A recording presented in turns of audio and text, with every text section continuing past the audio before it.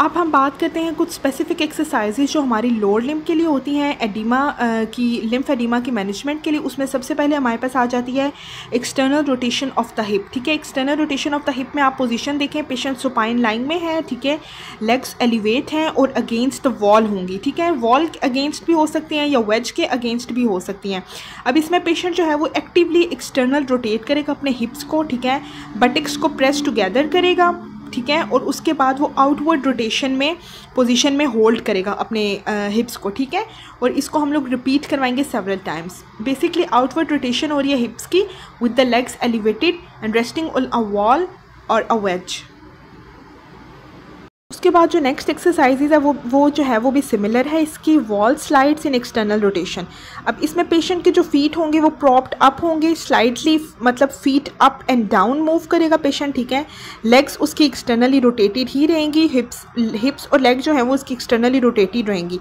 Heal touching, slide both feet down the wall as for as possible and then back up for the wall for several repetitions.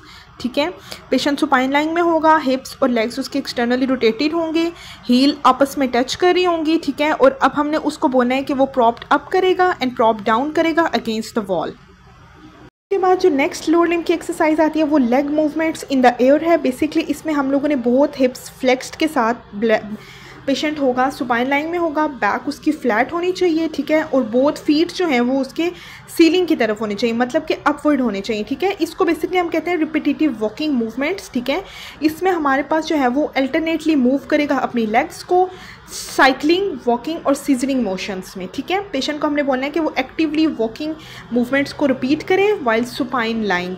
Back उसकी flat होगी bed के ऊपर या couch के ऊपर। ठीक है, और वो अपनी जो लेग्स हैं उनको मूव करेगा एयर में। उसके बाद जो नेक्स्ट एक्सरसाइज आती है हमारे पास वो आती है हिप की adduction across the midline. ठीक है, इसमें बेसिकली क्या है कि हिप की एडक्शन करेगा वो एक्टिवली पेशेंट। ये सबसे इंपॉर्टेंट एक्सरसाइज होती है to clear the inguinal nodes. ठीक है, इंग्वाइनल लिम्फ नोड्स की बात की थी हमने, तो बेसिकली अगर वहाँ पे बहुत ज़्यादा एडिमा है हमारे पास तो उसको क्लियर करने के लिए एक्सरसाइज बहुत ही ज़्यादा इम्पॉर्टेंट है। इस एक्सरसाइज में बेसिकली क्या होगा, पेशेंट सुपाइन लाइन में होगा। ठीक है, जो उसकी अनइन्वॉल्व्ड लेग होगी उसको हम एक्सटेंड कर देंगे, लेकिन जो इन्वॉल्व लेग होगी उसके नी और हिप को फ्लेक्स करेंगे। ठीक है, उसके बाद lateral aspect of the knee से हम लोग उसको ग्रैस्प करके कॉन्ट्रालेटरल हैंड में कॉन्ट्रालेटरल पुल करेंगे repeatedly across the midline. ठीक है, रॉकिंग मोशन में, and this is very important to clear the inguinal nodes.